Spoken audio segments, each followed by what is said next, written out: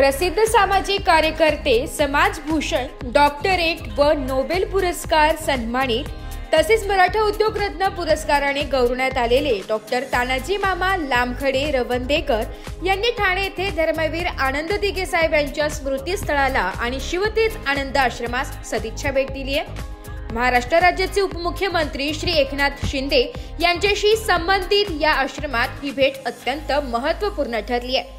त्यांनी श्रद्धांजली अर्पण करत धर्मवीर साहेबांच्या सामाजिक कार्याचा आदरपूर्वक उल्लेख केलाय व त्यांच्या कार्यास नमन केलंय। या भेटी दरम्यान श्री प्रशांत टेके पाटील हे देखील उपस्थित होते। त्यांनी आश्रमाचे कार्य, उद्दिष्टे आणि धर्मवीर साहेबांच्या विचारसरणीबद्दल माहिती देत उपस्थितांचे मनपूर्वक स्वागत केलंय।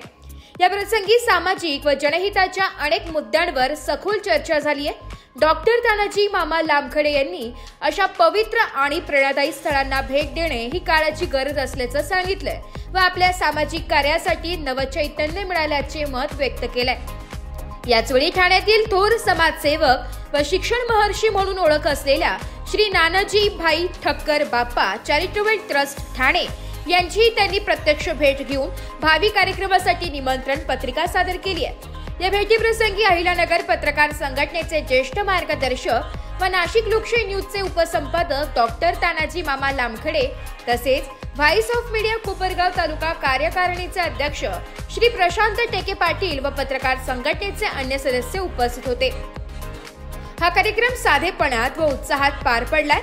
धर्मवीर आनंद दिघे यांचे विचार, समाजसेवा आणि प्रेरणादायी कार्य पुढील पिढीपर्यंत पोहोचविण्यासाठी आणि विविध सामाजिक संस्थांमध्ये समन्वय व कार्यसंवाद प्रस्थापित करण्याच्या दृष्टीने ही भेट अत्यंत महत्त्वपूर्ण ठरली आहे। नाशिक लोकशाही न्यूजसाठी उपसंपादक श्री समाजभूषण डॉक्टर श्री तान्हाजी लामखडे मामा रवंदेकर, अहिल्यानगर।